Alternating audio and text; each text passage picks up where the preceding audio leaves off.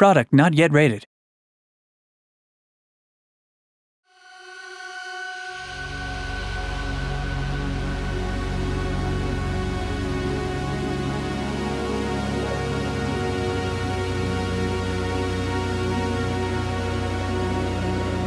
Arca's Path is a sort of VR-only physics platforming game where you control a sphere through a series of maze-like levels. It's about this young girl who lives on a scrap heap. She's got a fairly desperate sort of life of scavenging for old broken bits of technology, and one day she finds this mask. It comes to life as she picks it up and she decides to put it on, and it transports her to this fairy tale, magical, simulated world.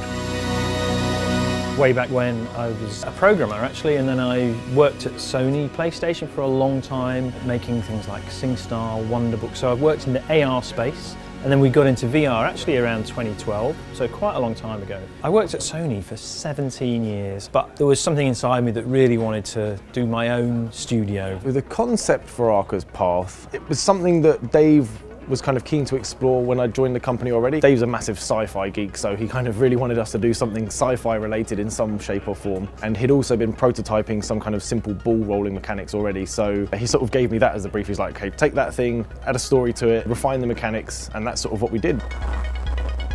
The core gameplay is actually very simple. You just look around and you are moving a ball around. The ambition really was to create something with a brand new mechanic that works on any headset, but is also sort of relaxing with some challenge. Basically anyone can do it. We've put it on non-gamers and they've been able to just start immediately, and I think once you're sort of on that balancing act of controlling a physical object along a narrow path, that's sort of, it's such an easy and addictive thing to get into.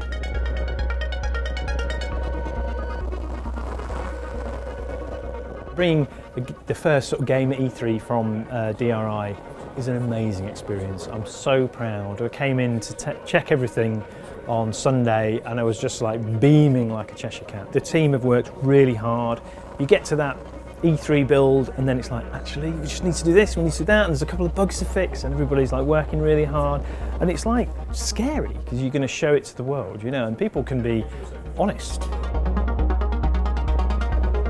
I loved it. It was nice. It was very relaxing and immersive. The thing that surprised me the most is that in that really small demo, I kind of had an emotional connection with her. Love the art style. It's very relaxing. Something you could kind of sit back and just enjoy. It was real intuitive. It was something different. It was so chill, man. I don't know how else to explain it. It was fantastic. As it started to ramp up in difficulty, like just kind of more different types of paths, that was awesome. I thought it was incredibly intuitive. I liked how it used VR to its advantage. The art style is absolutely gorgeous, incredible. Shoot, if there was like a painting, I would just like hang it up on my wall just to watch it at all times, because that thing is just absolutely fantastic.